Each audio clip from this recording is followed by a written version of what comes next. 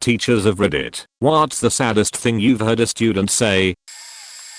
I taught my high school students in China to write haiku. 5 syllables. I came across this one from an extremely pleasant and soft-spoken kid while going through what they handed in. Delete my dad told to me Harry, now delete mum's number shut up. I will not Harry, class 3 eat it. Thank you extremely intelligent humans for pointing out the second line is 8 syllables.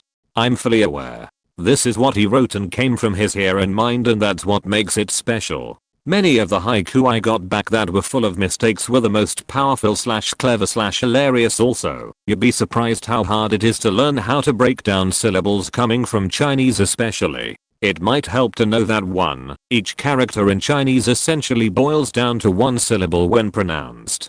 But the way kids learn at a young age to form the sounds breaks them down into either 2 or 3 parts that string together in different ways too. In Chinese poetry, since each character is one sound and takes up an equal amount of space and rhythm, just the concept of words of different lengths having all sorts of variety in number of syllables throws them off from the start. 3. Harry had literally learned what a syllable was like 3 days before he wrote this. I've been an ESL teacher online for Japanese people of all ages for around 6 to 7 years or so. I had a favorite student. Sweet nice older gentleman. Loves to talk about his favorite anime shows with me to practice his English and likes to ask about what I drew during the week. I'm an illustrator. One day, he contacted me out of class hours, which was against the company's rules, and left me a message with the context of against company protocol. I contacted him as soon as I saw the message and begged him to tell me his mailing address and told him to wait until my letter comes. I wrote him a very long letter of why he shouldn't do it and also sent a lot of my art prints and stickers to hopefully cheer him up. He responded after some weeks and said that it truly helped him clear his mind. We are still friends to this day and he sends me pictures of his pet rabbits from time to time. Edit. Thank you for the nice messages. I'm a bit shy to respond to some of them because English isn't my first language and I do not know as much slang as I wish I did. But his favorite anime, and now mine as well, is Natsume Ujinshou, Natsume's Book of Friends. It's very heartwarming and wholesome. Edit 2. Thank you so much to the nice people who gave me a gold. This wasn't necessary but so kind. I'm in tears. I didn't expect so many people to read it, but I'm glad it has made a nice little impact in your hearts. Gentleman San did send me back something for the letter and art prints. It was a life-sized Nyanko Sensei plushie that helps me sleep better at night. He also has a hamster named Nyanko Sensei, and he eats a lot. Edit 3. 3 silvers? Thank you so much, really. And for all the nice comments. I'm so sorry for not replying to all of them, but they're also uplifting. I hope you take the time today to check on a friend. Don't know if this counts as I'm the one that said it, but I had a pretty tough time at school. I had almost no friends and buried myself in my studies. My tutor was this tiny angry Welsh man called Mr. Evans who I didn't think even noticed I existed as I just kept my head down and had no interest in either of his subjects. Flash forward 5 years and I'm working a part-time retail job whilst paying to learn accountancy at a local college. One random Sunday who walks in but Mr. Evans. He notices me, looks surprised, and comes over to talk. We shoot the sheet for 5 minutes or so as he basically asks me how I'm doing, what I've done since 6th form, etc. Before he goes I tell him I'm surprised he remembers me after all this time, considering all the kids that must have come and gone since then. He looks me in the eye and says, you always remember the ones you worry about. You once spent 10 minutes and 1 mile lessons arguing with me about what the point of anything was in the politest way possible. It's great to see how well you're doing now. For context, I teach English as a second language in HK for secondary students at a pretty weak school. At this point I'd only been teaching for maybe 5 weeks. I was teaching the Form 1s, 12 years old, speaking lessons, and one boy had a really good attitude to learning English, and so I thought he would make a great addition to the English ambassador team to help me out around school.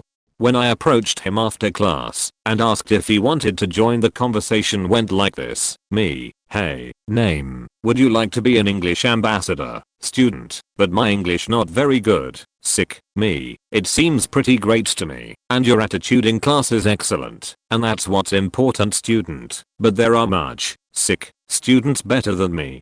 Me, I think you're more than good enough, at which point the boy starts crying, and obviously I'm quite shocked, and I'm just like, what's up? You okay? To which he just says whilst sniffling from tears, no one's ever said I'm good enough. They all told me my English was rubbish. That was heartbreaking for me to hear. He explained afterwards not only had his friends told him he was rubbish, but his teachers to edit typo. Not a teacher, but overheard a girl and a teacher talking.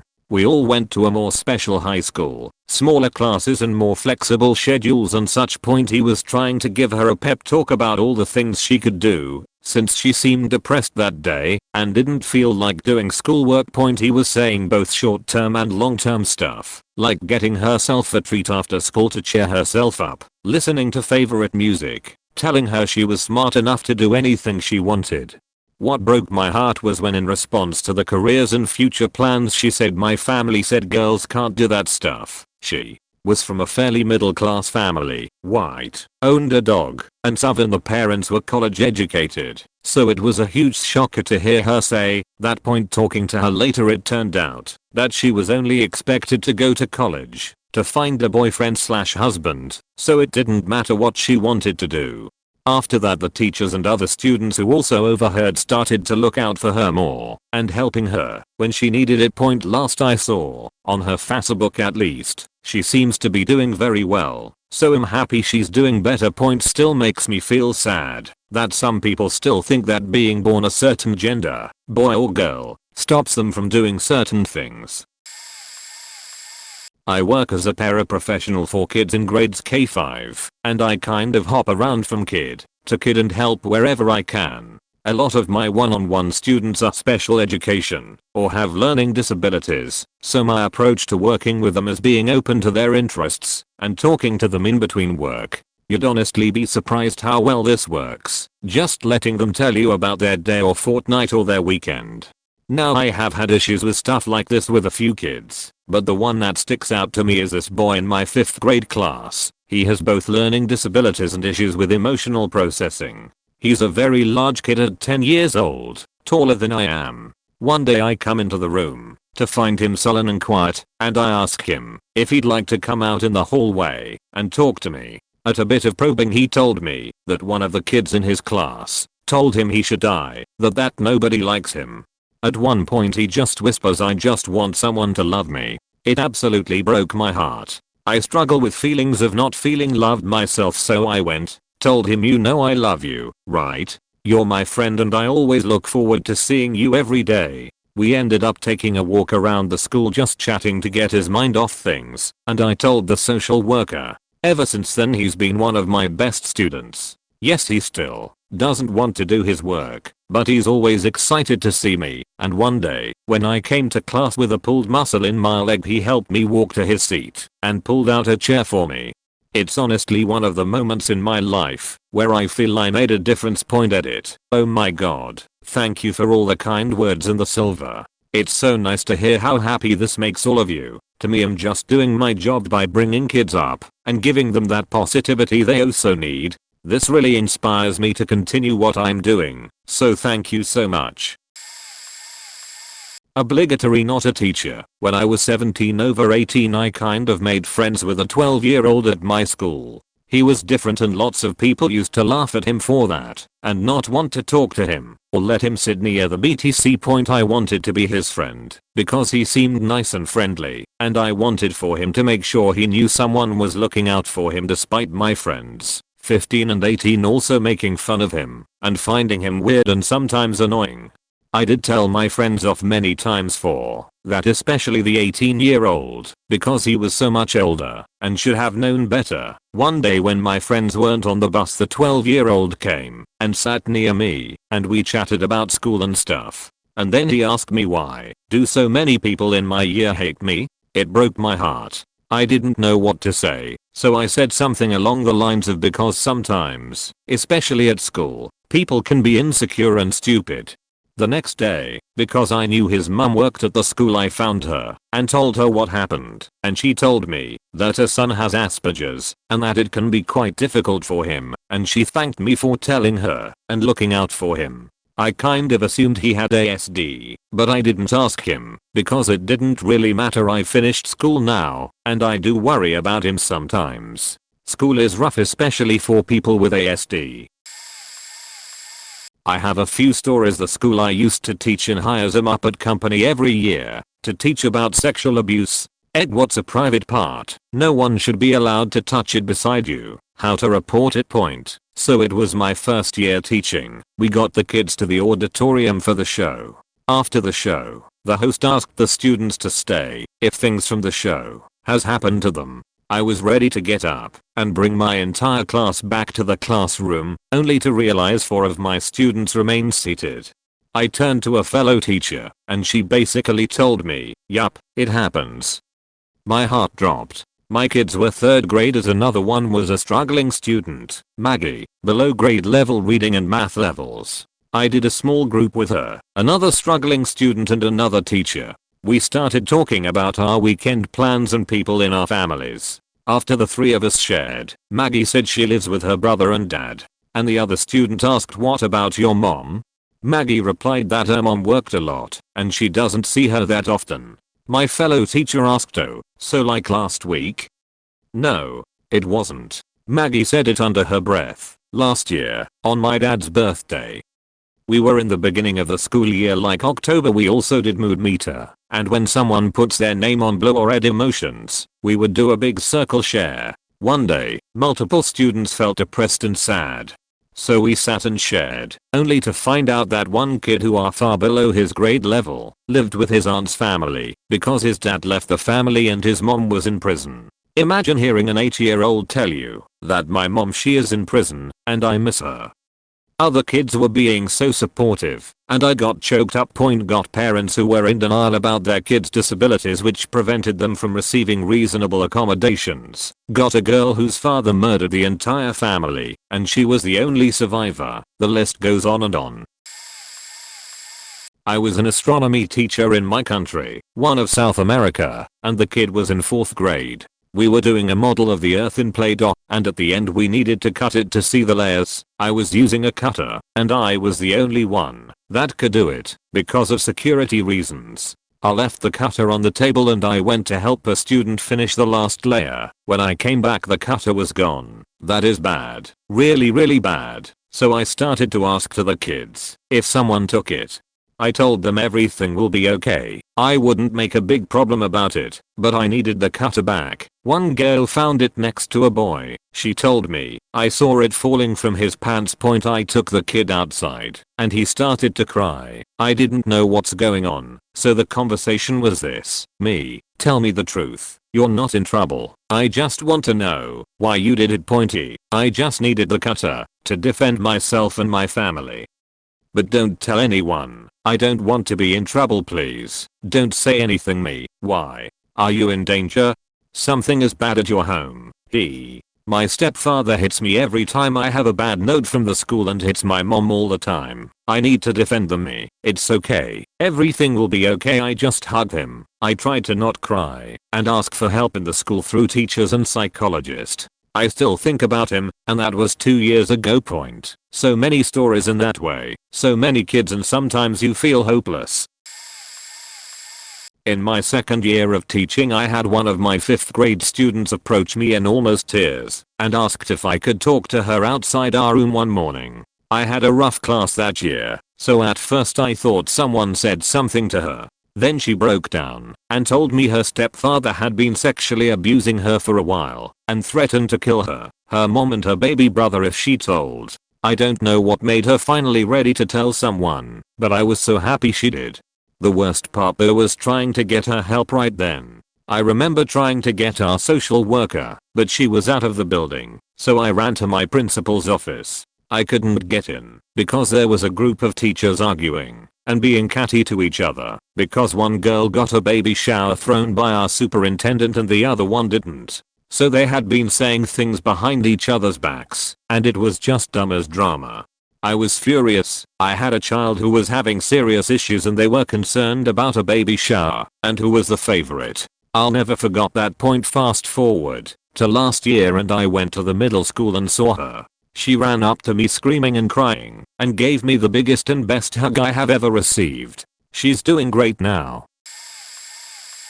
There was a girl in my daughter's grade school who was picked on unmercifully. My daughter often defended her, which in turn caused my daughter to be teased. This child was filthy, smelling of urine and ground in dirt, and was mean, hating the entire world.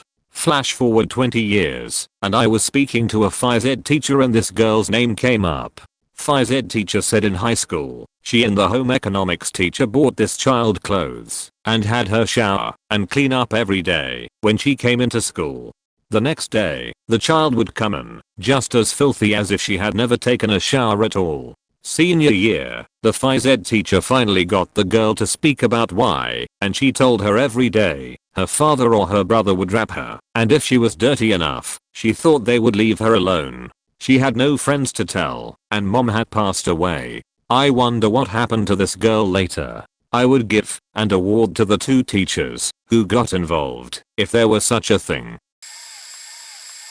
Not a teacher, but I used to have very severe depression, yet I volunteered to do public speaking. English is secondary language in our school, so no one wanted to do a speech on stage in English, except me and a few others willingly point. So I was an idiot and decided to do a speech about depression. I know, it was stupid of me. I didn't realize how fragile I was back then. I just wanted to make everyone see how bad it is and spread awareness. I didn't realize how personal it is, because I'm a passionate person. Everything I do is wholehearted and personal.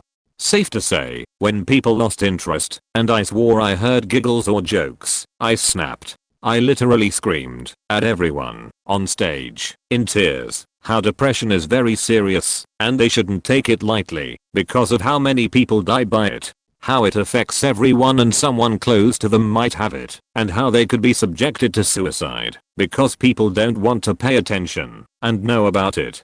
It was dead silent for a solid 5 to 10 seconds as I sobbed on stage. My teacher had to awkwardly and slowly take me from stage. I had caused so much worry from everyone, students and teachers alike. So much so that the teachers started asking me if I was okay. I laughed it off, because it was an idiot mistake, but yeah, I didn't miss those shocked and sad looks from everyone.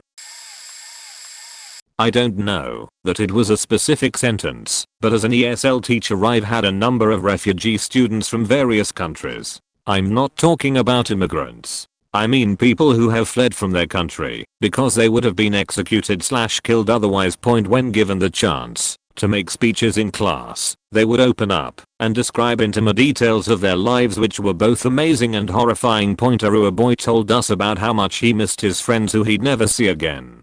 An Iranian newspaper reporter described the difficulties he faced trying to get his belongings sold there, with the government seizing everything and his life's savings disappearing overnight. A Saudi girl described her hysterectomy and how she felt like she no longer had value. An Iranian concert pianist showed us photos of his hometown, knowing that he would never set foot in the place he knew as home.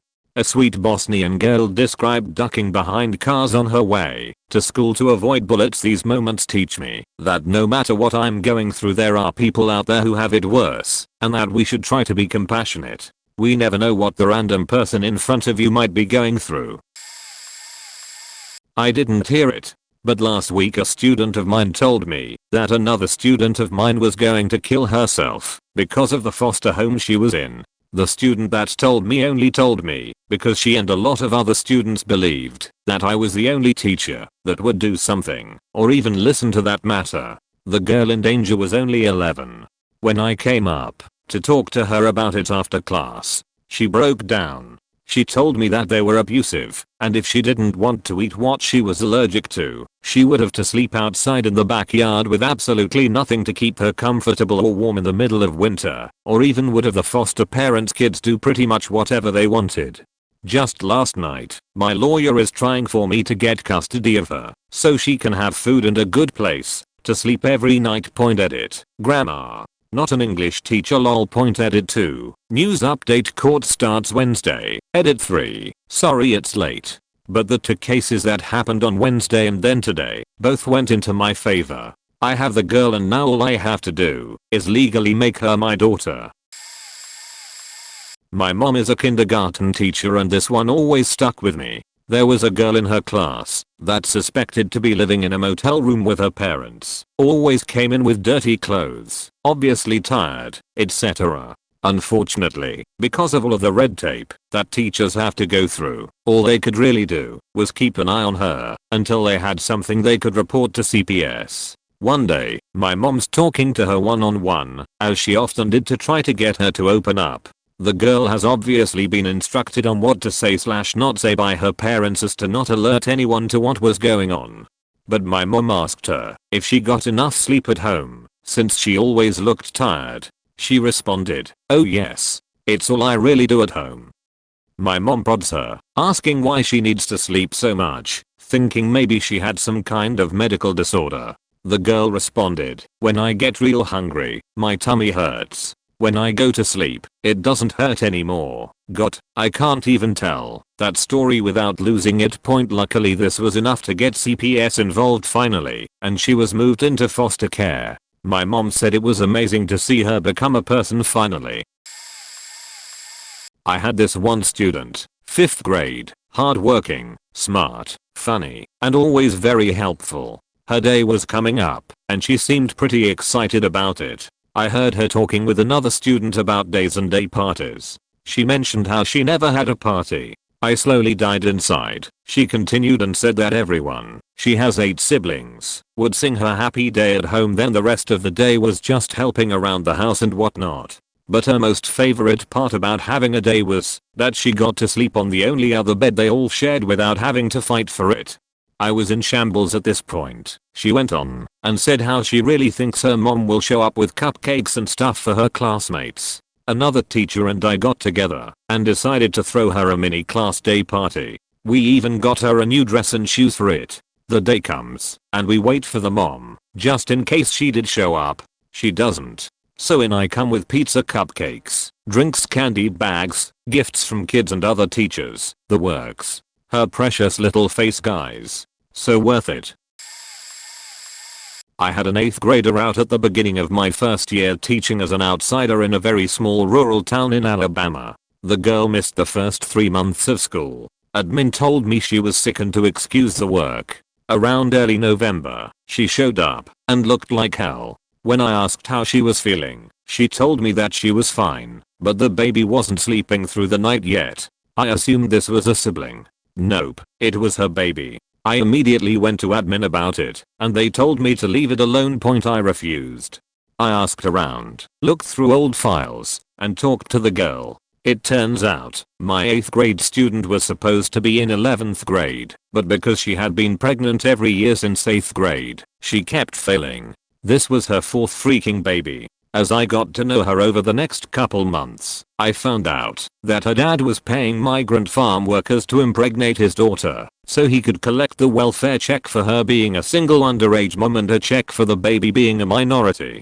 And that her dad was high school buddies with our superintendent, and my school's principal was a super's daughter, which explained why no one had reported that nonsense in 4 years, and the admin told me to leave it alone. I not only called CPS, but I called every level of police in the area and the State Board of Education to report every single person complicit in allowing a child to be repeatedly raped and impregnated for money. An investigation was started right before Christmas, but the girl didn't come back to school after Christmas break, so I never found out what happened to her or her babies. The superintendent was investigated, but resigned before they did anything to him. A few others, including the principal and the guidance counselor, were put on probation or something. Pretty much just a slap on the wrist. The school resource officer and school nurse were fired for failure to report. Unsurprisingly, I was pink slipped at the end of the year. I subbed for a little while after that, but the whole situation left me so disgusted with the system that I left teaching completely. It was a girl in a class which had a lot of children who lived at a care center. can't remember the right word in English. Basically a center which takes care of children which are orphaned or separated from their parents. I'd bullshitted myself into teaching a religion class, even though I'm not religious. Was honest about this to the faculty, which made the class less Bible thumpy and more all around. The topic that day was about family, but seeing as a lot of people were separated from this, it quickly turned into a story about why they weren't able to see them. Stories varied from alcoholism to fathers attacking their pregnant mom before they were born, which already shook me up pretty bad. They were all 11 over 12 years old, but she, sadly, topped them all by telling the story about how her mom locked her and her baby sister up in her apartment and left for the weekend, or maybe longer. The result being that they were growing hungry. The girl decided to gather rations and scoured the apartment for food, finding nothing but some candy. In the end she ended up giving all the candy to her young sibling and, due to hunger, decided to eat the plastic wrappers. They later had to be removed surgically. She was 12 when she told me this, and a sweet bratty, sporty girl who never stopped walking on her hands and doing cartwheels. I hope life will treat her better in the future. I had an internship at a school for bad hearing/deaf kids. I was in the group with 4 to 6-year-olds. One boy really had trouble with communication. He couldn't pronounce words right, and he can't hear without his cochlear implants, CI, but his parents often don't charge the batteries, so they often didn't work. We kept spare batteries at school, so he could follow the lesson. When he first came to the school his parents often forgot to give him his CI, and then the school had to call his parents to bring them, which could take an hour. He also had really trouble with communication in sign language, and because he didn't know a lot of words he was really frustrated. All the other kids and their parents were learning sign language. Every month the school organized sign language lessons for the parents. His parents never came. When the teacher asked him how he communicate with his parents, he signed, not. That was so sad. The parents didn't want to learn sign language to be able to talk with him, and from the time he would get home he wasn't able to ask anything. After that school contacted child protection, and the parents had to learn sign language and use it with him, otherwise he would be put in a foster family. I don't know how he ended up, because my internship ended. That kid must have been so lonely at home and in the world.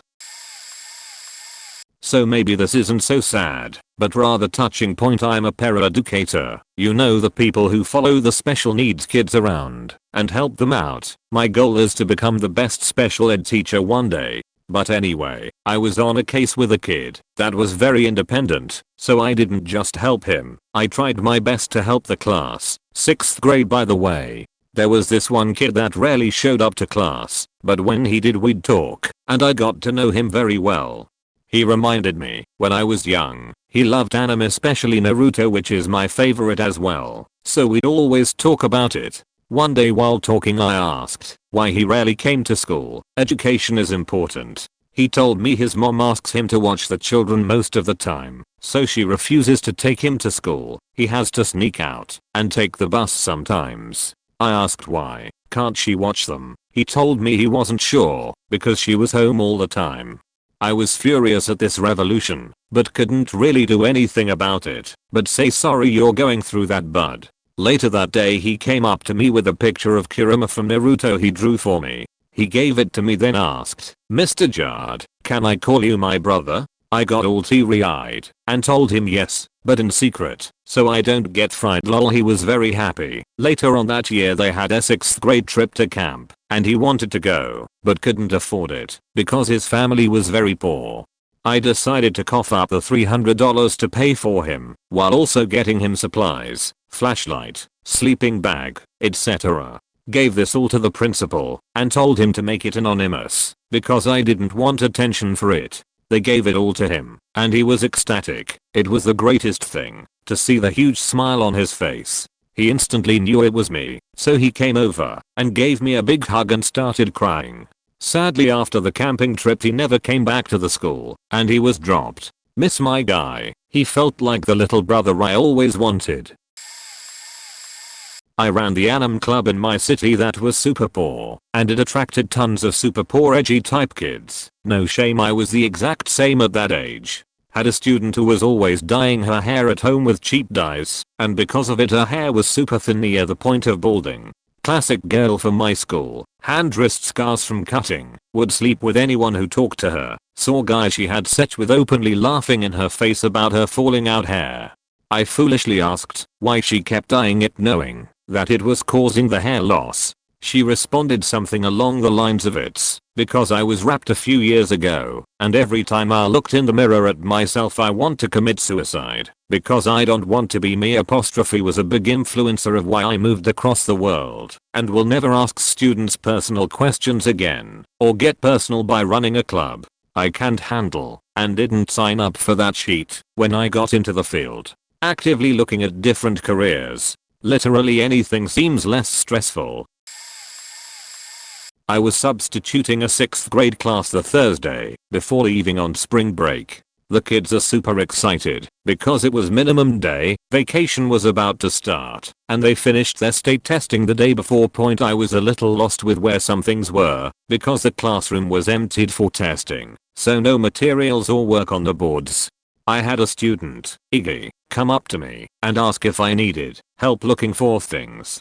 Such a kind and helpful boy. He helped with passing out papers and calming the class down. Everything you could ask for and need. The kids are starting to ask me, can I call my mom/dad? I get curious and realize it's their lunch in the lawn day. Parents come and eat lunch with their kids essentially.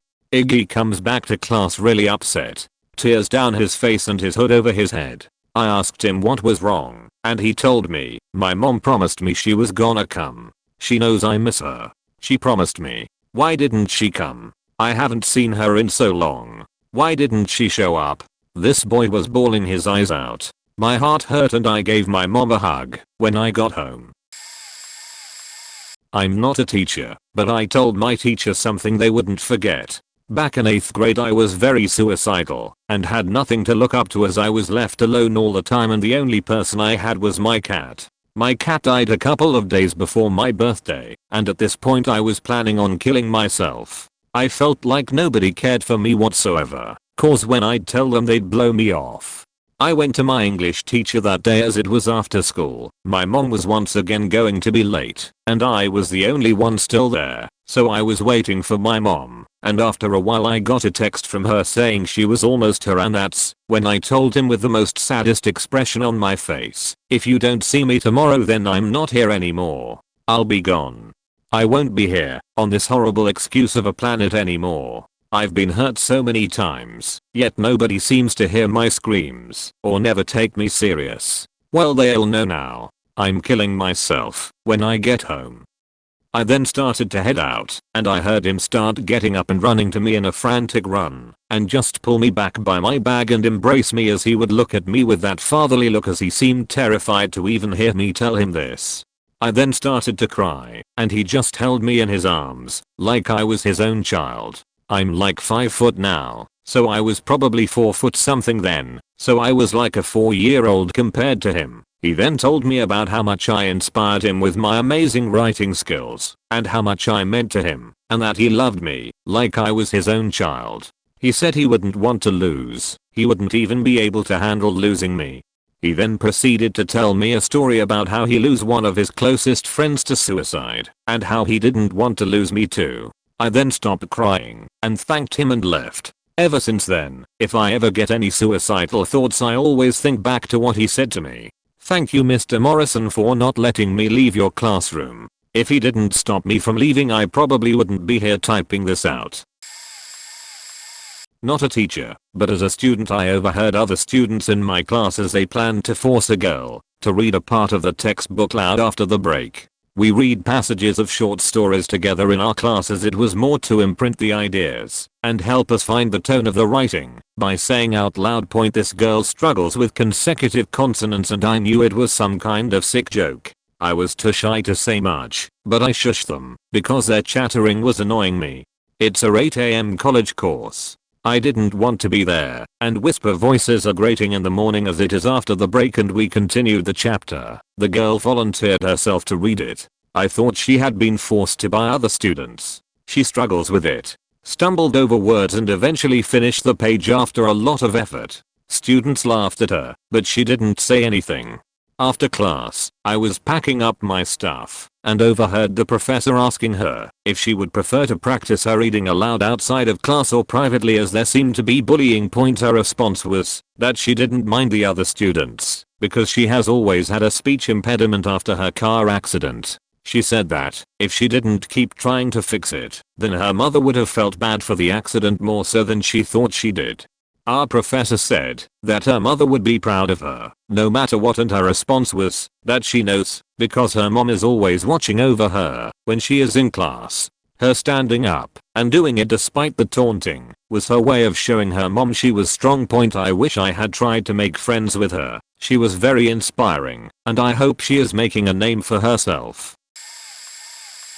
Not a teacher, but a personal experience. I had a kid in class that was really outgoing, had tons of friends and always seemed really happy. Around Easter his dad lost his job and he stopped talking to as many people. I thought nothing about it, since it was only about 6 or 7 in a group of over 120 previous classes and outside friends. He'd come with some bruises on him. He'd tell us he fell on his bike, rode into a light post or something. He was clumsy and loved riding his bike, so we believed. Stupid us. In the middle of the summer, we hadn't seen him a lot during the school break because he lived a bit far. We got the news that his dad had died in a car crash. Skip to the end of summer. He comes in 25 minutes late. Doesn't smile. Doesn't raise his head. Doesn't look at anyone. Many of us tried, but he would just shut himself in, and whenever he'd let us make him company he wouldn't talk. Winter was near and naturally we were happy because we were going to have Christmas break and it would be so fun we could spend time together. Or so we thought.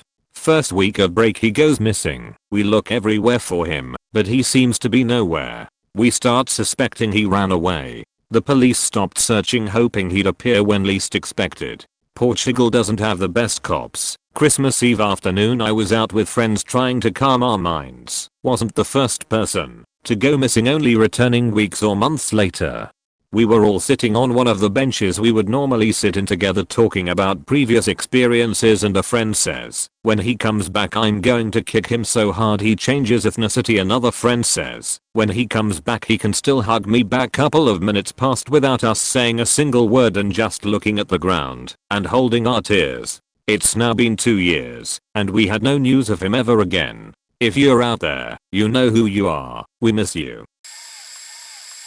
I'm not a teacher, but I'm an ed major in my freshman year of college. The saddest thing I've ever heard from my ed professor was about a teacher he had to write up when he was an elementary school principal in regards to student safety. Apparently this young boy, I think my prof told us he was a second grader, had been discussing home life with a peer and had been overheard saying some questionable things. The teacher who overheard it, instead of doing what's required by PA law, tried to intervene directly with the student, taking matters into her own hands and attempting to get information out of him. Because she broke the law and didn't report and cite the suspicion correctly, the kid's situation continued for 6 more weeks. It turned out that the child was being sexually abused by his stepfather. The worst part about hearing the story, though, was that the prof wasn't even fazed or affected by telling the story, as he had to deal with several other situations that were similar, and in some cases more severe.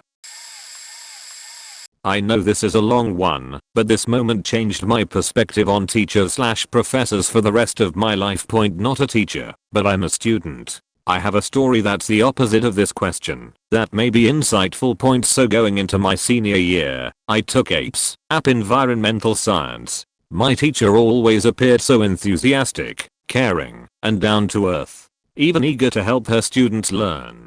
Though, throughout the course of the year her students had been struggling with the course, because not only did our teacher not really know what was going on herself, but it seemed like class was so easy throughout the weeks. But when our tests would come up, everyone would fail. She began to get discouraged, and we all saw her go crazy trying to grasp the knowledge of the class she was teaching.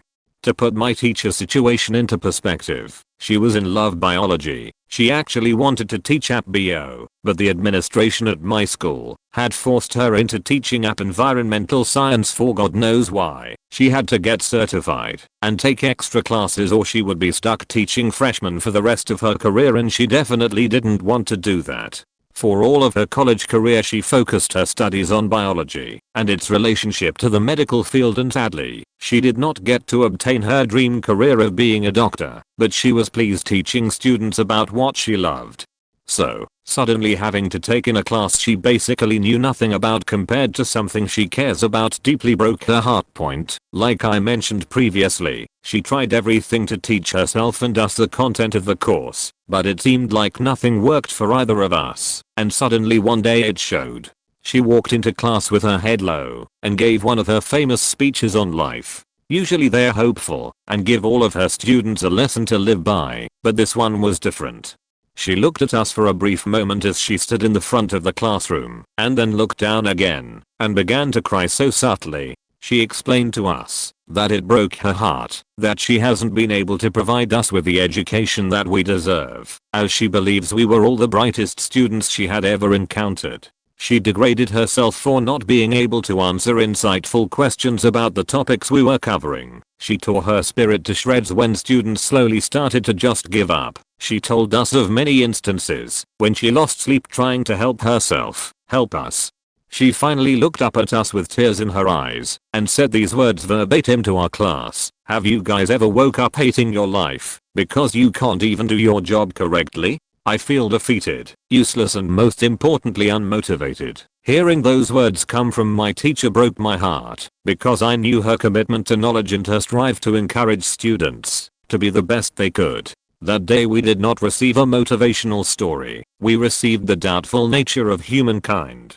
Though this teacher wants to be remembered for helping people with positive words, she was still able to teach us a lesson that day. Everyone must fall from great heights within their lives and see reality so that they may build and continue to work harder for what they desire. This teacher is now luckily teaching app bio and has produced the highest app scores within our district. She also has found her purpose in teaching again. I'm so happy for her, and I'm very glad that she is finally doing something she believes is up to par with her standards. Besides the fact that every year I get kids reading up to 5 years below grade level that aren't in special ed, I teach 6th grade. It's always the cases with CPS and or family court. Last year had a kid, presumably undiagnosed autism, because grandma refused all testing and services, yet his previous school had a 1-to-1 aide follow him around every day, which is a big no-no without documentation. Grandma had died in September. Mom gets custody. She has him for 3 days and nopes the fuck out. He gets placed with a great foster system and ends up with his kid can barely function in a classroom.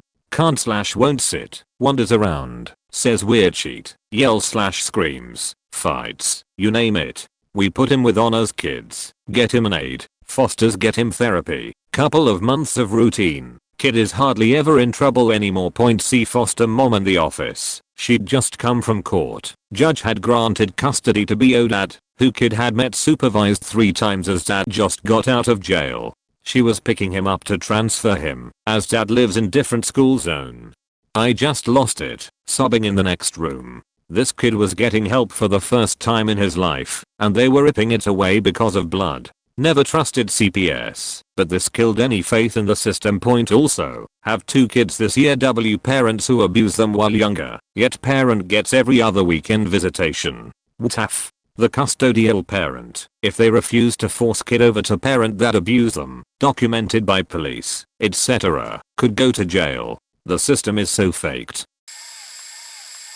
I used to go to a summer camp as a tutor in English. Camp was for non-English speaking kids in the country where my family originated from. One time in the very beginning of the camp, my longtime friend and the director of said summer camp wanted to speak privately to me. She said that one of my students, at the time an 8-year-old girl, had a drug addict mother who basically abandoned her kids, the girl and her 4-year-older brother. The brother had to steal to keep himself and his little sister fed, and the mother would only come back every so often if she couldn't afford drugs, bring an nonce or 2 with her, and let them go to town on her daughter. That lasted 3 years until someone finally reported them to social services and they were both taken away. The girl got adopted, but the brother went into special care because he was so far gone in his wrongdoings that he couldn't be adopted anymore. It's not about what this little girl said, it's the way she used to scream at night. It wasn't even screaming, it was an unimaginable howl. For 2 weeks I would spend every night running to her room and consoling her. Her adoptive/proper parents knew about this and said that her psychiatrists claim that she probably subconsciously remembers what happened to her because of her birth mother. It still makes me cry even thinking about it. I suppose I was lucky compared to a lot of these. I was also just a sub, not a full teacher. Please don't hit me. It was Valentine's Day, a 4th grade class. They're just starting puberty, and so the students were a bit rowdy. I was always renowned for my volume. If I yelled, windows rattled, and teachers will understand the volume involved. When I say I broke up a girl fight alone by just yelling at them, they clutched their ears and stopped. So I had, slightly, raised my voice, but it was me, so it was more of a bellow at a couple students across the room. The boy right in front of me had a panicked look on his face and said, "Please, don't hit me." I immediately ignored the rest of the classroom to deal with him. Quietly said I would never hit him, that hitting people is wrong, and asked if someone hits him. He said yes. I assured him he isn't in trouble, but I need him to talk to someone in the office. Called and explained to the office that I suspected he was being abused at home. Sent him up to the office. Those assholes didn't do anything. It's been 15+ years and yes, I'm still pissed at them. I wasn't exactly a teacher, but I was a camp counselor for Cub Scouts for 4 summers straight. This wasn't something the kids said exactly, but a parent in their group. We were at the obstacle course, and if we have extra parents, we'll have them help run it, mostly to make sure the kids don't kill themselves, because they will somehow hurt themselves. Had one kid break his arm in some freak accident, because a new guy didn't assign his parents. I had one kid, a little Hispanic kid, and he had ear piercings that looked pretty cool on him, just simple black hoops, if I remember right, either that or just diamond studs, and he was running the course. I had a lot of parents in this group, and so not all could be assigned and one was just chatting with another. This lady is talking to this other one, and is actually she talking on this kid, because he has earrings at like 9 years old. He wasn't trans or anything, he just liked earrings. But she was talking about how disgusting it is, right as he passed by to go on another round of the course, so he heard her talking shit. He wasn't as vocal for the rest of the day, but I tried to cheer him up by telling him his earrings are cool. He didn't say anything, just was quiet the rest of the day. I had a ton of beachy parents over the summers, but why does a kid begging teachers not to have school holidays, because without school breakfast and lunch they don't get to eat. My birth parents beat my little brother to death. Now him and his older brothers, have new parents. He was in therapy. When I'm 16 I'm going to run away and live with friends, so I can finish school and go to college. Further talking revealed that his parents' plan was for him to drop out at 16 to go to work and support them and his 2 disabled brothers. Have you arrested daddy yet? His father had beat the family and escaped the police when they showed up to arrest him. Then he made repeated threats on social media about how he was going to kill his kids and their teachers at school. The officer was one of several stationed at our school to stop him 1 hour after they arrested the father. They were back. The same thing but different family. The school safety plan for dealing with domestic violence was put in place after a man killed his wife and mill. The children survived because their bus driver was out sick, so their route had been split in 1/2 and assigned as a second route to 2 other drivers. He escaped and started making threats on social media that he was going to kill his brother's kids after they said the cops should shoot him dead. Only worked for 6 weeks as a substitute teacher, but you can build a surprising amount of trust in that time. I've had students telling me about their attempted suicide, and one child, who I assumed was trans, implied that the regular staff refused to call them by their preferred name that better represented their gender. One thing that stuck with me though was when I was helping out a 1st grade teacher who was one day running a few minutes late due to a prolonged meeting, and I was tasked with caring for the kids. Two boys got into a small struggle over a glue stick and the other got some glue on his eye, which wasn't very dangerous, and we rinsed it off immediately, but the other boy was miserable. He already had trouble with studying as he was always full of energy, which caused him to act out in class, since he found it boring to sit still for long periods of time, and he got disciplined by the teacher, and told off by his classmates because of it. When he accidentally got glue on someone's eye, it was the last straw. He broke down crying, running out of the classroom. When I went after him, I got him to talk for real for the first time, and he said he felt like nobody liked him, that his parents didn't love him, and that he would have been better off dead, since he only ever caused pain and suffering for others, especially his teacher. The poor kid was breaking down during his first few weeks of school, and he thought about how inconvenient it must have been for the teacher. I managed to talk to him and calm him down until the teacher arrived, but holy shit, it was difficult to hear that from a 7-year-old. TLDR, a 7-year-old hyperactive kid accidentally hurt another kid and told me he wanted to die because nobody loved him. So I was the student who told the teacher a faked up thing. In my high school health class we were talking about different cardiovascular problems, like clots and heart attacks and strokes. I mentioned that I knew someone who had a stroke. He asked me who it was, and I said it was my mom. He asked if she got better, and I told him no, she died the day after she had the stroke, and I was 13 at the time. He later sat down next to me and asked who was with my dad at this parent-teacher meeting my parents had with all my teachers. I told him she was my stepmom. I guess he assumed she was my mom. I was told my senior year by the other health class teacher / pet teacher that after that particular class, he walked into her office and said he needed to tell her about what I said because it was so sad. He needed to talk to someone before his next class and he didn't care if he was going to be late. I guess I kinda emotionally sucker punched him, which I feel bad about since he didn't need to know that. I hope he's doing okay. I always liked him as a teacher. I taught senior high school students for a few years. One year I had a young lady with a learning disability who was very sweet, but also extremely immature for her age. I don't remember the specifics of her impairment, but her eyes were also very far set, and it made her appear unattractive. One day in class I heard her talking about her boyfriend she met on the internet. I thought, AWW, good for her, and didn't think much of it. Unfortunately, at the end of that school day, I spoke to another teacher of that student and learned there was much more to the internet boyfriend story. Apparently, this student truly believed she was speaking to Liam Payne, member of the popular at the time boy band, One Direction. My colleague overheard her say this, and that she was going to meet up with him that weekend at the mall, which was obviously very concerning. My colleague contacted the school social work and special ed intervention specialists, and they had to have an intervention with the girl to convince her that she wasn't speaking with Liam Payne. At best it was someone catfishing her, and at worst, a sexual predator. My colleague had to go as far as pulling up the band's concert schedule to convince the student she couldn't have been talking to him at the time she was, because he was on stage. By the end of the meeting they felt confident they'd convinced her, but she was absolutely heartbroken.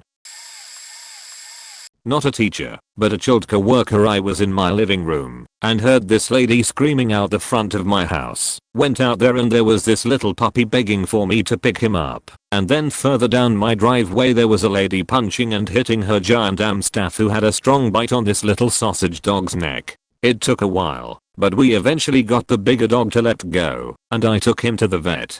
The microchip was out of date and the vet couldn't tell me the address of the dog, but confirmed his name was Nugget. There was really nothing we could do. Anyway, the next week I started placements at a childcare center across from my house. There was this sweet little girl called Rosie, and she was always glued to my side. I was reading a book to her one day, and it had all different dogs in it. She started telling me about her dogs.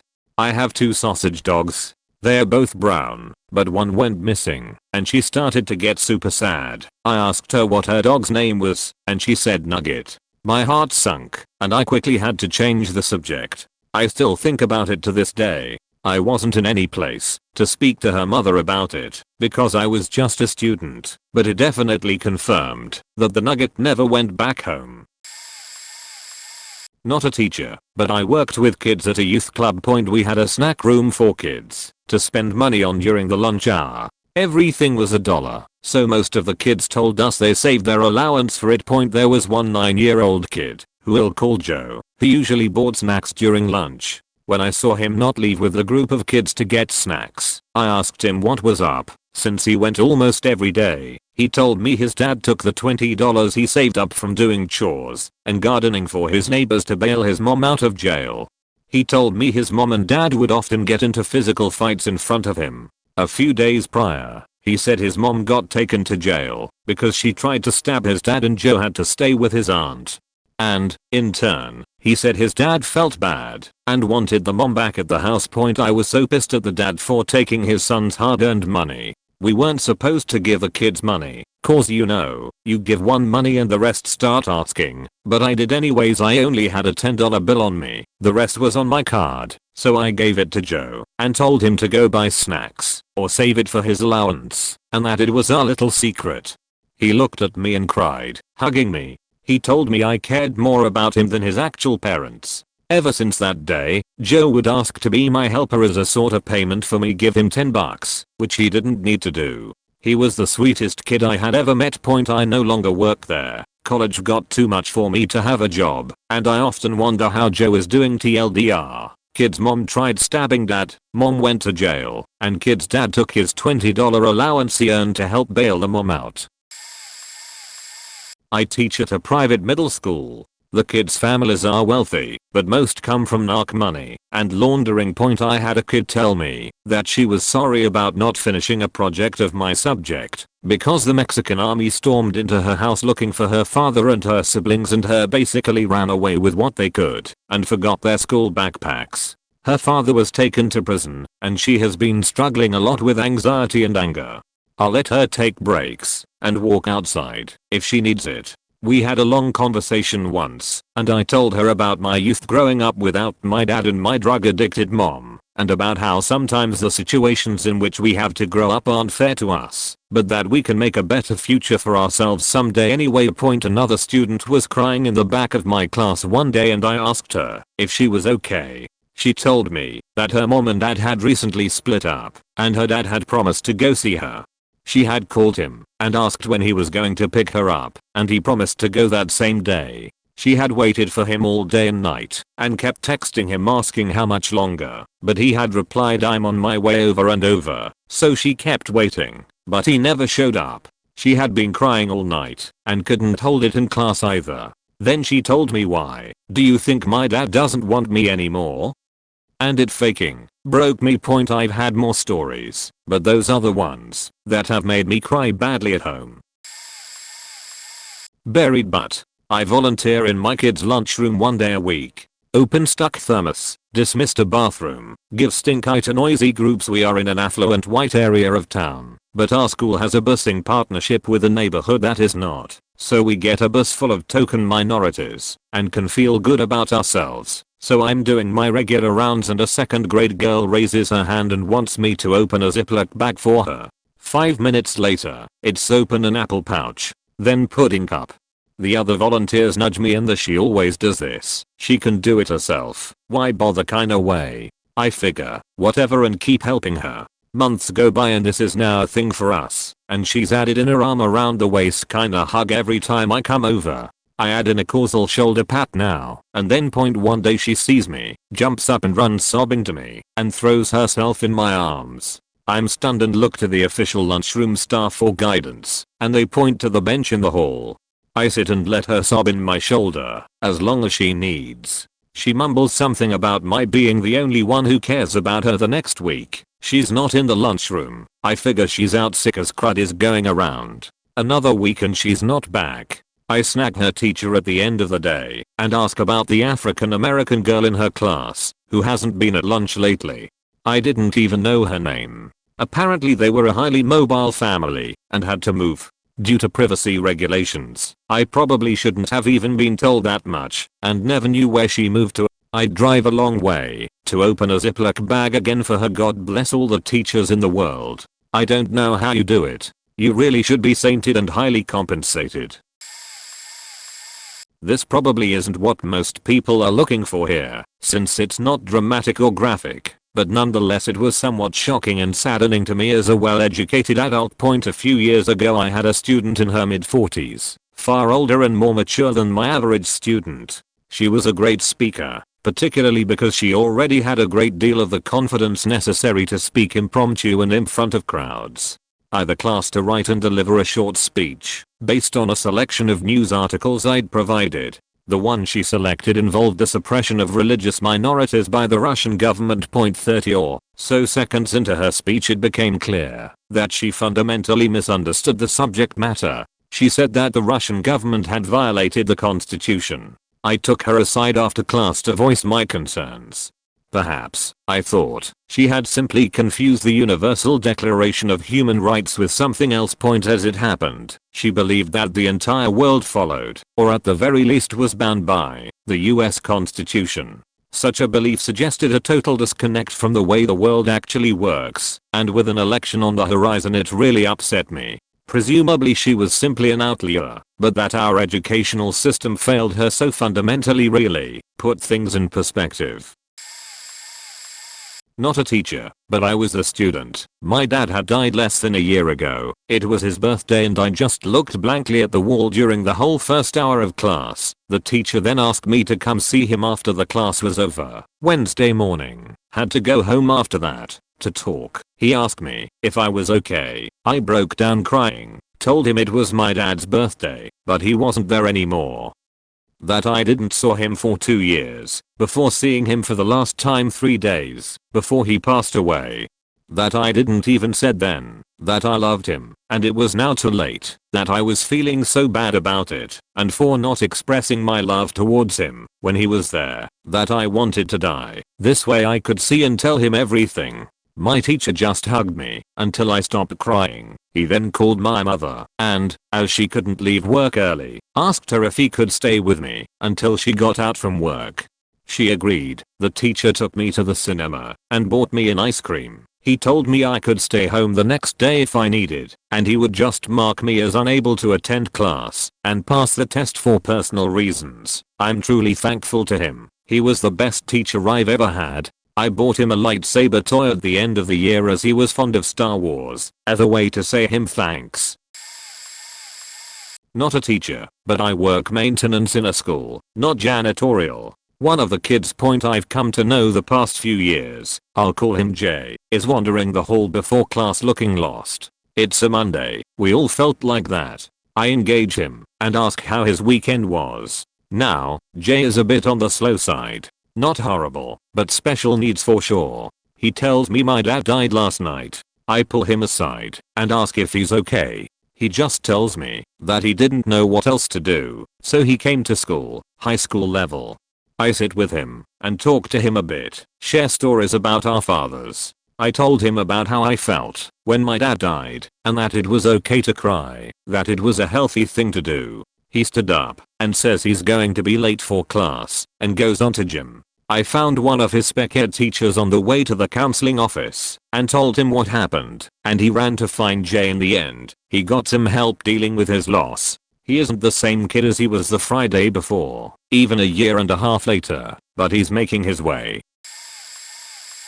Obligatory not a teacher post, but a friend of mine back in high school had to leave the classroom for a bit. After she finished her presentation, we had research projects to present in front of the class. The subjects were left to our discretion, and she had chosen to talk about the Apollo 13 mission, and why it went wrong, if I recall correctly. This one girl in our class, we'll call her Jane, was sitting very close to the board, where my friend had launched her PowerPoint presentation, and was ready to begin.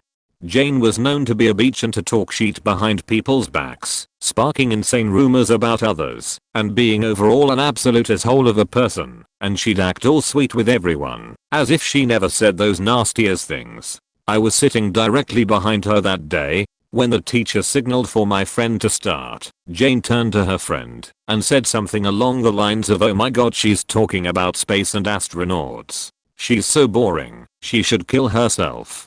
I heard everything. My friend heard everything. Teacher was at the opposite side of the classroom and didn't hear anything. I was about ready to beat that beach to death. My friend had to leave the room and cried. I followed her and glared daggers at that idiot Jane. Ended up staying with my friend the whole time she went to talk to the school's social worker about the issue. Testified against Jane as well. Measures were taken. My friend got to redo her presentation one-on-one with our teacher because they had heard of the incident and acknowledged that because of it, my friend didn't deliver it as best she could since she was shaken by what she heard. The saddest part of this is that while we were outside the classroom following the incident, my friend bawled her eyes out while telling me all she wanted to do was talk about something she was passionate about. She loved everything to do with space and just wanted to share things she thought were interesting, just like pretty much everyone else had done during their own presentations without being judged for the things they loved. I really hope karma got right back to that beach Jane. Fuck her. Honestly, the saddest thing I dealt with as a scribe was kids crying their hearts out they couldn't understand English and they were forced to do everything here in English and away from their families in different countries. Young German boy, maybe 10. His mum was in England and his father still in Germany. We were in Scotland. He didn't get to see his parents until summer. And he didn't understand English well and had learning difficulties. I can barely piece German together, so he was going between German and French, the two languages he knew. French I knew more of, was a tough one trying to do the test, comfort him in the only language we shared, and it was broken for both of us. And his ability to do math was difficult. He just wanted me to do it. He didn't want to get them wrong, fear he'd get into trouble by staff and parents. Not being allowed to hug him when he sobbed hurt. He just wanted his parents mostly. I had 3 or 4 others who spoke only French and one who could only speak Punjab. That was a tough one, but we all got there. But the theme of being away from parents, expected to learn a new language within weeks. It was tough for them. It was the most worthwhile work though. Being able to high-five them when we'd finished helped. I'm not a teacher, but I used to work at a supervised studies type of place. 2 kids really stood out, and I still remember them with lots of love. The first kid had ADHD. He once came to me to tell me that his parents were fighting for his custody over their divorce and they didn't give him attention. I told him I was going to help with his homework so at least it's one less worry. The next day, when he arrived again, he hugged me and told me he loved me. I hugged him back and told him I loved him back. The second kid had even worse ADHD. My boss never told me about it. When she couldn't handle him, she would hand him over to me. When I talked to her about him, she just laughed and told me about his issues. She wanted to see how I handled the situation. That's why she didn't tell me before. I researched a lot on how to best get him to study. I would put a seat next to me and put classical music on my laptop so he could concentrate better, and he always did. My boss hated it for some reason. She just wanted me to actually do his homework and told me helping him study better was not my job. I quit a week later. I hope these kids are doing okay. I think about them quite often. I just want him to be proud of me, not a horrible abuse story, but somehow it's the one that gutted me most to hear. After a test I noticed one of my boys was crying really quietly. He's an average, really quiet kid who consistently does poorly on written work, not through lack of effort, but just because he has some language issues. I walk by and drop a tissue on his desk without making a big deal out of it. After class I shut the door and ask him to hang back and talk to me, and he just breaks down. Tells me about how his parents worked so hard to come to America and how he feels like a disappointment to them because he can't get good grades. Says his dad had sat him down the night before and basically told him, even if you're slow I still love you, and how it just tore him up because he feels like his parents think he's stupid. This 13-year-old boy who's barely said 10 sentences to me all year just sat there sobbing saying he just wants to do good so his dad will be proud of him. I almost cried. It's not really directly what they said, and I'm not a teacher, but a family member is a guidance counselor in a not so great district. She tells us pretty sad stories she hears a lot about students who can describe how to inject heroin in great detail because they always see their parents doing it in front of them and how they don't have a lot of basic things. But one story was really next level crazy. A teacher let some kid go to the bathroom one day. I don't know how old he was, but he had to be younger than 10 since it's an elementary school. Some other kid was in there with him and comes out and mentions that the first kid asked him to help put something in his butt. So the teacher waited for the kid to come out to see what was going on, and he's holding some kind of butt plug. He said it fell out when he was going to the bathroom and he couldn't get it back in on his own, so he just asked for help, at which point the teacher immediately reported it because that's faking crazy. Apparently they investigated and found out the mom had some severe psychosis or something and thought demons were trying to take over her son and that their chosen point of entry was through his anus. So she made him walk around with the plug-in to keep them out. He didn't know better because he was a kid and assumed it was just a normal thing people did, which is why he, thankfully, asked the other kid for help putting it back in, which is why they found out.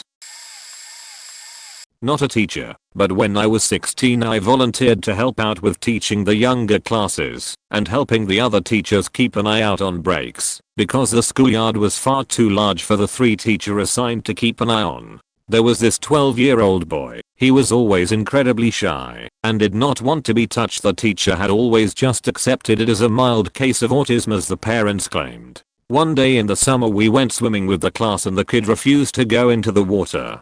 The teacher just told me to go sit down somewhere with him and read a book or something. The poor kid barely ever talked and I had to really animate him to get him to tell me what he wanted to do. In the end he decided he wanted to read a book and we took one of the ebooks that I had on my reader because of my younger cousin and we began to read. It was some book about dog breeds that had the breeds in them all with a few funny comments to sum up their character. One of the dogs had a line that said something containing the phrase bad boy, and just like that the kid broke into tears. I asked him what was wrong and he told me that he was a bad boy at home a lot and had to go to timeout. I hadn't thought much about it at that second, and we continued reading, and weird comments kept popping up like how eating out of a food bowl on the ground was uncomfortable, and that being yanked around on a collar hurt the neck. At that point I notified the teacher, and when asked about it the kid told us that his parents had been keeping him as a pet. If he was a good boy, for instance doing the dishes, vacuuming, etc., they would take him out for a walk and they would give him treats. If he was a bad boy they would lock him up in a dog crate out on the balcony for hours, and he had no bed. Instead he was sent to his crate at the foot of the parents' bed to go to sleep, and blankets were something that were taken away as a punishment. We immediately notified the equivalent of CPS in my country and the kid was taken from the parents. He really wanted to continue going to our school, so the foster parents he was given to let him, and he kept looking for me on his breaks and just cuddling up to me on a bench, and he would keep telling me how glad he was that his new owners were nice people. He to this day refers to himself as a bad boy, calls his parents owners, and refuses to sleep anywhere but in a crate.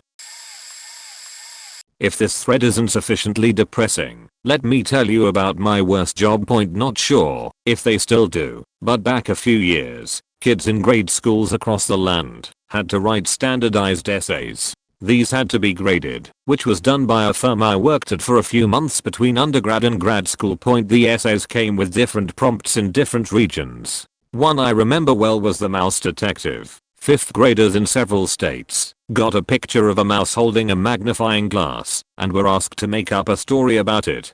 Many were hard to read, but any number were simply delightful, and at break time, we used to read particularly great ones aloud. One kid I graded was a budding Hemingway. Amazing control of narrative and restrained word choice held the room just spellbound. To be able to write like that at so young an age, just marvelous. And then there was New Jersey. This was for kids in junior high, and the prompt was tell us about the time you gave someone advice. They might as well have said in graphic detail, tell us about your friend who is being molested.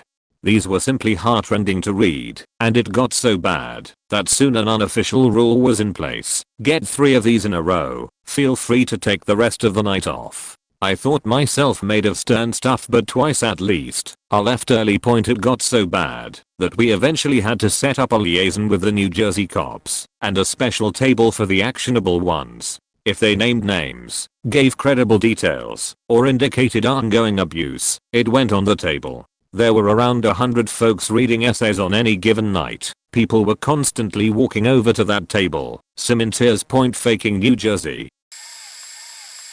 I was talking to my students who are roughly 10-ish years younger than me. I was explaining how proud I get of them when they get stuff accomplished, and how disappointed I get when they don't put forth any effort that I know they are capable of doing. I basically told them that I care for them like I care for my kids. One kid, whose mom dumped him on his grandma's doorstep while he was an infant, and his stepdad kicked him out of that same granny's house after she passed on his 14th birthday, told me that he probably would have turned out better if I had been his real mom. He said I already cared more about him than she ever did. Meth/heroin addict. He also ended up living in a broken down car under an overpass for over 2 years. He was in a gang and missed 2 full years of school. He chose to come back as a junior and took 2 years of classes that year, freshman and sophomore classes, and this year he's doing the same, but taking all of his junior and senior year classes to be able to graduate with the kids he started going to school with as a young child. He's taking 8 full classes during the day, as well as 4 to 6 online courses, just to be able to graduate. The kid reads at like a 5th grade level and he's 18. The amount of effort and resiliency and perseverance this kid has is palpable. I have so much respect for this kid, so when he told me that he wished I were his mom, woo, choked me up big time. Taught at a community college and high school. These were all different students. I have an extension on my homework. My pregnant wife and I are currently homeless. To another student, please don't grab my shoulder. It was injured when I was robbed at work yesterday. I'm sorry I can't complete this test. My mom died yesterday. I'm currently in the hospital from being hit by a truck when I was biking to class. I promised to bring a doctor's note to our next class. Please don't kick me out of the class. I told the student I would not kick them out, but they still gave me a copy of their stay in the hospital and begged me to let them stay in my class. I later heard stories of professors who would kick students out for being 15 minutes late to class. I graded a student's homework and saw that she was really struggling. I wrote on her paper asking her to go over the homework with me so that I could help her grasp the topics. When it was clear she wasn't going to approach me during a break, I approached her and went through the lesson until she got it. She then looked at me and said this: "I didn't think any of my teachers cared about me." Also not a teacher, but I'm graduating this year and I would like to talk about a friend of mine. I've only actually gotten close to him this year, but I've known him since elementary school. He's adopted, and nobody has ever really wanted to be his friend. They say he has an annoying voice, isn't very smart, or funny, or handsome, etc. And I confess that I had no interest in being closer than acquaintances with him until recently. But the one thing I have always admired about him is his perseverance. He does 10 times the work that any other kid does just to get an okay grade, and he always keeps striving to learn more and more. He taught himself multiple languages too. The best example of his tenacity is that we were on the track team together for a year or so, and although I'm not a good runner, he was far worse. He finished races not only last, but often got lapped or finished the race after everyone else had gone home. But he always finished, and he always did his best, and 4 years later he still goes for 2K runs at midnight to keep up with the team.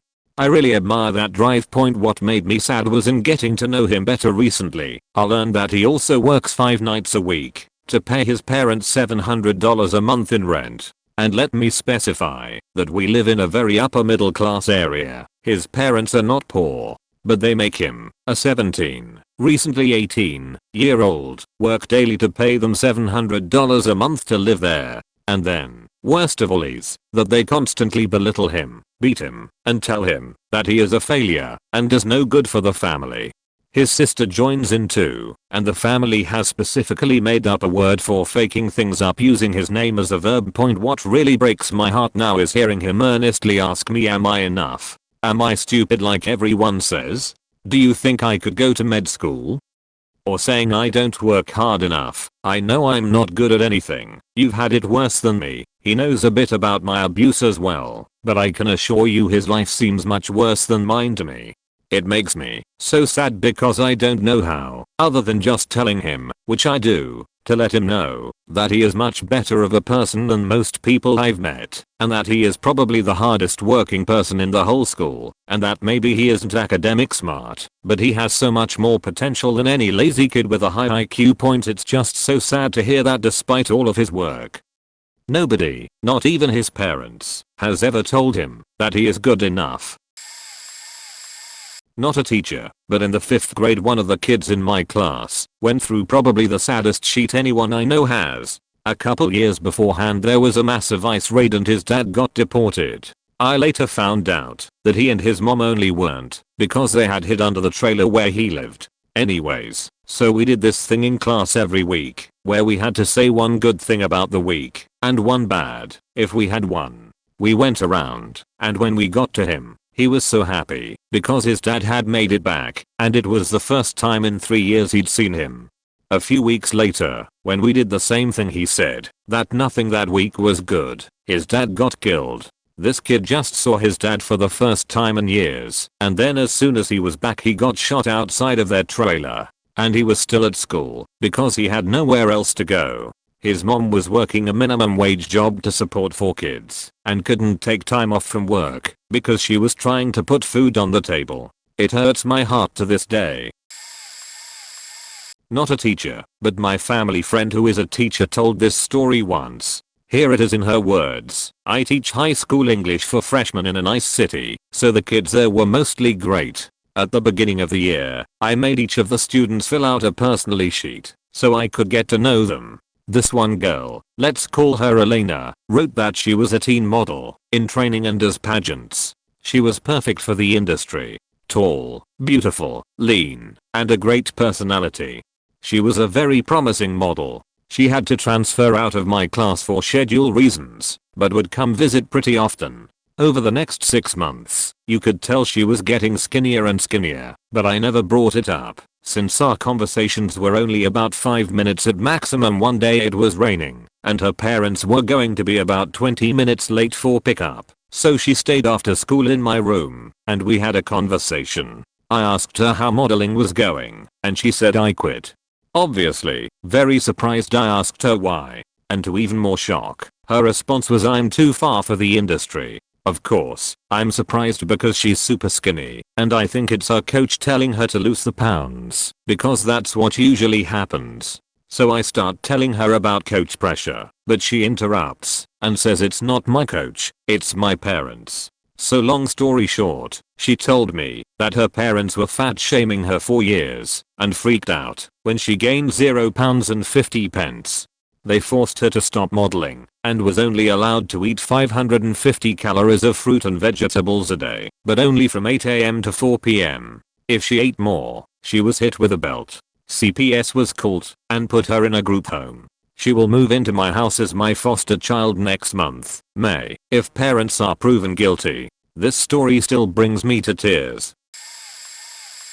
I'm not a teacher, but reading all these posts made me think back to my sophomore year of HS. We had to write a paper. I don't remember exactly what it was about. I just know I loved writing and was always honest. Well, I mentioned living in a very low income family and how I never really got new clothes. Stuff like that usually got hand-me-downs. How I just found out that our house was being foreclosed on and that all that fun stuff.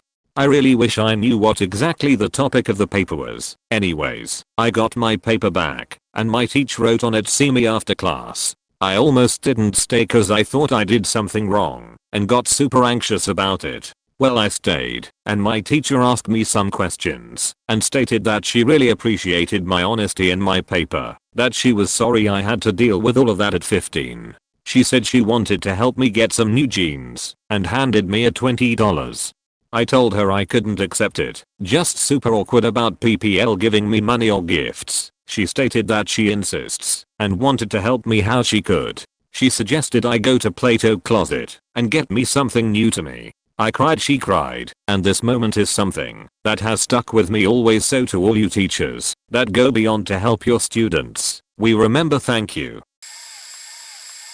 This week I asked a student. I told her I didn't want to pry and that it was up to her if she wanted to tell me why she lives with her aunt who she has described as bipolar and psychologically abusive. She told me that she used to live in a hotel with her parents and that her father was regularly beating her. When she told her mother beat her for making up lies about her father. Her uncle took her in but passed away, putting a financial and psychological strain on the family, especially her aunt, who had been increasingly annoyed with her niece's presence in the house.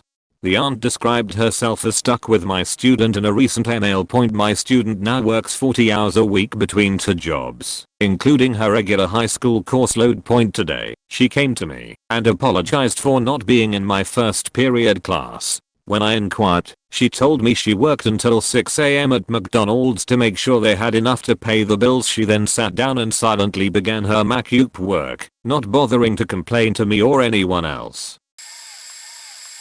Not a teacher myself, but I think the story fits in. We were in 9th grade and had physics class. Our teacher was a super grumpy guy no student really liked.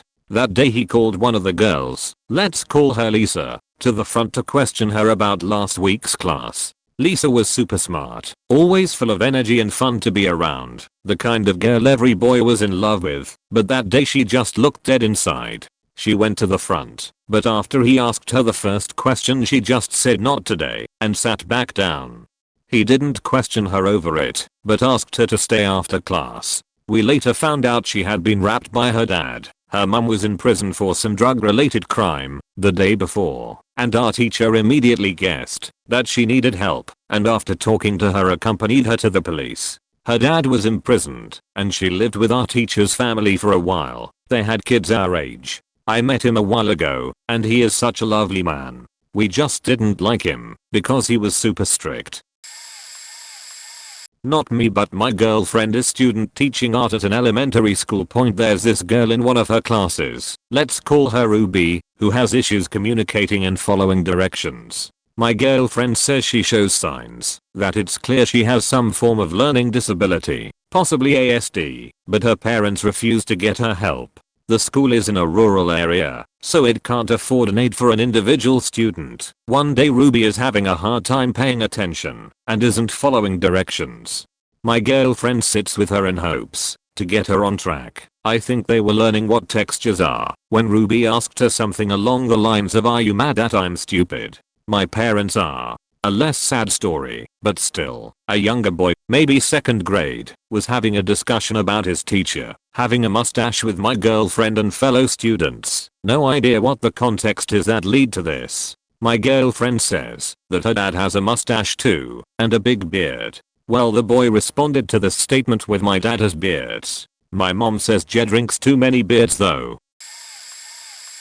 My mother is a principal. She's told me lots of stories about kids in her schools. One time she was judging a science fair and saw a girl who had an impressive project on crystals. She was decked out in sparkly clothes and very knowledgeable on her topic. My mom was so impressed by just looking at her that they saved her for last so they can spend some extra time with her. During her presentation, my mom asked what she'd like to study when she was older. She said, "I want to be a vet or work for NASA. But I'll probably end up on disability like my mom." She went to high school and took a downturn according to my mom. A kid once called my mom a stupid cunt. When she told the boy's mother, the mother responded, "He heard his father call me that last." She told me about a little girl who was sweet, but a little slow. She would often not have a lunch, and it became clear that the mother clearly preferred her son over the daughter. One time the girl got sick and mom was called to come get her. She wouldn't give her time to put her coat or boots on and harshly told her to get in the car. Mom later admitted to my mom that, "I never wanted her. I wanted an abortion, but my parents made me have her, and the best thing that happened was when her dad died, so I wouldn't have to deal with him." Heavy shit. Not a teacher, but our math teacher is very strict, and she has a no late assignment thing. She wrote that on a piece of chart paper and had it up on the chalkboard every single day. She never took it off. One of my classmates wasn't able to do work for about 4 to 5 months. She was sick and had cancer. But apparently she didn't tell her teachers. She gave up on school because she thought she wouldn't make it. I lost contact with her for 2 months. Note, we are still in school. But one day she called me and said that the treatment was successful and she would be coming back to school in a few weeks. She came back to school and everyone was relatively happy. She also kept her chin up with all the work that she'd missed. She was giving it in each time at every class, but at math class, she looked at the chart in the board and right after class ended, she threw all the work away saying it doesn't matter anymore. Death isn't an excuse, not sure if you felt that, but in person it was the worst thing to hear. Not technically a teacher, but I'm studying to be a one now, and got some experiences helping out with a high school marching band program in the town where I live. We were having a Saturday rehearsal about 2 weeks before our state contest. I noticed one of the students, who was usually very bright and hardworking, sitting out on one of the sidelines. I decided to walk over and ask him if he was doing alright. He had told me that he just found out at the rehearsal that his grandmother passed away. He was heartbroken. I felt so bad for this kid, so I sat down, put my arm around him, and did my best to comfort him. I then told him that he could text his parents to come pick him up if he wanted. I told him that I would take care of his stuff and that he should head home with his parents. This is the moment that I realized what it really meant to be a teacher to these students. I recognized that I needed to be there for them at all times, not just for when they were having problems with music. I have never looked at teaching the same and hope that once I start working full time I'll be able to keep helping students in an impactful way. Technically not my student, but my school does a program where our high schoolers throw Christmas parties for elementary kids whose parents can't necessarily afford a lot of gifts for them. This was our first year, and the planning wasn't great. My class ended up with a second child, a 3rd grade girl, when we only had gifts for our original child, 5th grade boy. My students managed to make some magic happen, including a very long bathroom break that brought presents back and get together things for this little girl. She started crying as she opened the presents. As my students were escorting her back to the bus after the party, she told them that this was the first Christmas they'd had in a long time because their mom was sick and they had to take care of her. She was so happy to have any present, even though the stuff we'd gotten was last minute cobbled together from random donations and a grocery store trip. My class raised some extra money and Santa dropped some off some presents at her school before break. In year 12 my family was going through a rough time. Our year 12 school jumpers were being made, and I was the only student that couldn't afford the $95 that they cost. So instead of me missing out, she paid for mine without telling me. Made my whole year. A year later, once I was making money, I paid her back, and now volunteer once a week at the school.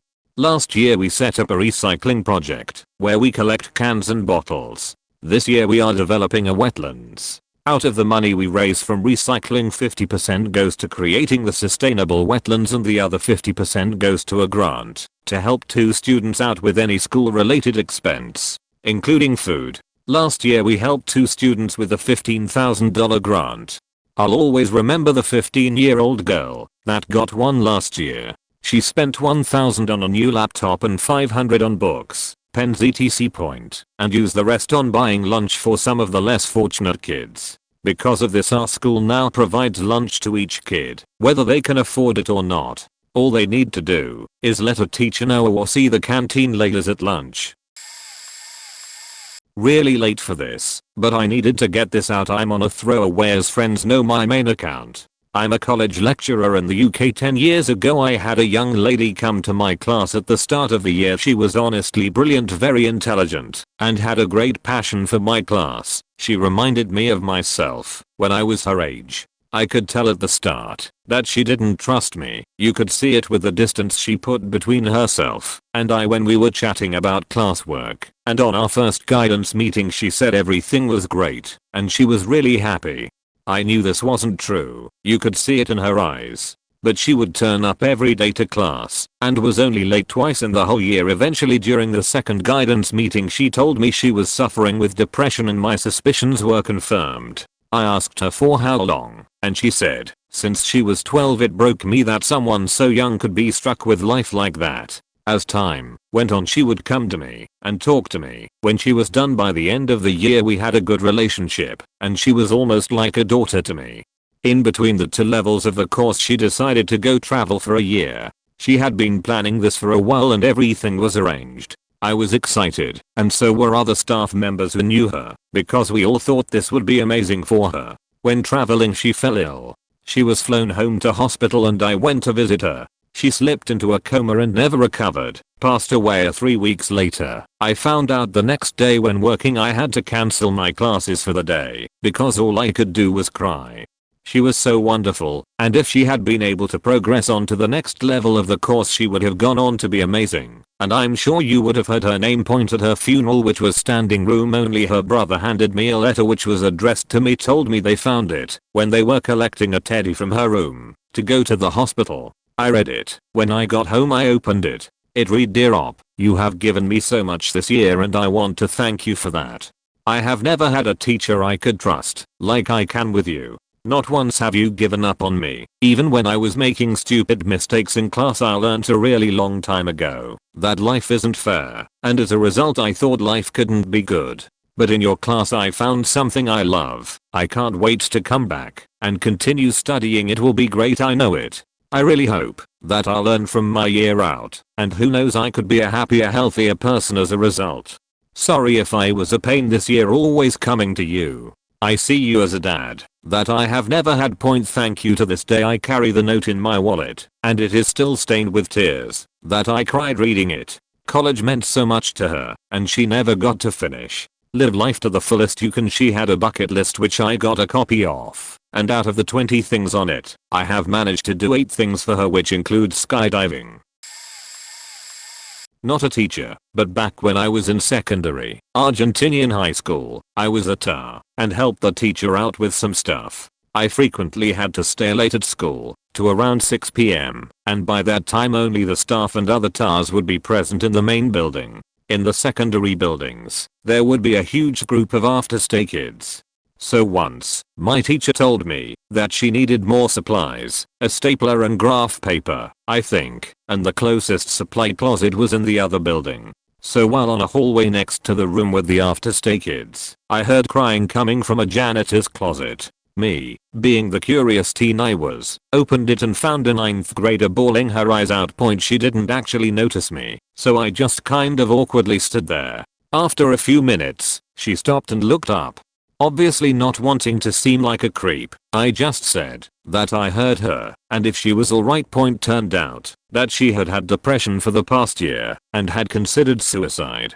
After listening for about half an hour, I told her that I needed to quickly get some supplies and I'd back. Long story short, we became practically best friends and we still keep in contact to this day. Now, she's working as a therapist to help other people get out of depression back in Argentina. So, thankfully, this story has a happy ending. Not a teacher, however this was pretty sad. Me and my friends had decided to go on a school trip to Strasbourg, France a few years ago. Since we live in the UK, and schools hardly ever book flights for school trip, we had to take the coach. When we arrived at the hotel, one of the kids there noticed that his baggage is missing from the locker on the bus. He was pretty bummed out as he had to spend the following week without his clothes. He pretty much had to borrow his clothes from other people. Nobody really liked this guy because he was a dick in school, so I guess that was karma for him. However, everyone felt sorry for him after something happened, and he locked himself in the bathroom and started crying, probably a breakdown about his failure of a trip. However, eventually we got back home. He was still without his baggage. However, just as we got off the coach, as the teachers were checking the coach in case we left something behind, they found his baggage in the overhead storage. So the guy had his stuff all along, but stored it overhead instead of under the bus like everyone else and just forgot about it, which made it like 10x, I believe. Future teacher, but from my own experience, going home alone after a primary school show we put out. Also carrying my costume and a few others with the class curtains. Class would take turns in washing them, since we were always in the same class with different teachers until university. I remember the look of sadness on my teachers' eyes as they helped me gather my stuff and took pictures of me, clearly trying to act cheerful to hide it. I knew it was sad, but my mom was working 8+ hours with severe back and internal problems, and my sister couldn't skip school with the attendance policy. Dad out of picture at the time for some stuff. Then they offered a ride, which I refused, then offered help. I remember their shocked faces as I opened the door and offered to make them some tea as a thank. I was gonna be alone at the home, so they slacked off until my sister got back from the school. Another time, my 12th birthday. It was weekend, so teacher asked what I did. I told her I was sleeping, so she asked what I did after. I said sleeping, because that's what I have been doing. She dug up a bit more, and apparently it's not normal for a 12-year-old to sleep 25 hours straight. I remember waking up and seeing that, since it was an hour later, didn't check the date, so it was 1 PM to 2 PM for me, going to sleep until 8 PM at my birthday. No calls, no celebration or asking to meet up from friends. C's bought a cake on her way from work and we ate it. I got a pair of clothes and that was it. I still miss those teachers. They were really caring and did their best to keep me from feeling embarrassed or left out of anything. Still hurts to think about all that could be, but what can I now anyway? They're the reason I wanna be a teacher someday, but I'm still in college and things can change. Not a teacher, but instead the student who said the sad. I was in 4th grade, 2006-ish, and we had a writing assignment that involved 2 pages of a story that was either true or made up. They were mainly looking at our grammatical skills. Now, at this time my parents were going through a divorce, and I was pretty much in the middle of the custody battle for me and my, at that time, baby sister. I can't remember exactly what I wrote, but I know I had a very active imagination and I ended up writing about my parents' divorce and all the fighting they were doing, and centrally what it was doing to me as a kid, and apparently I did well. I got called in the office and both of my parents along with the principal and to CPS officials, where I was asked questions about my essay and had everything cleared up in minutes. But whatever it was that I wrote made home and school life 5x easier for the rest of the year. I was pitied on the same level as a puppy with a broken paw, and all the while I was just living life, being a kid, and just not giving a shit otherwise. Being ad with the attention span of a fish can make life a lot easier when such an ailment is transformed into a tool.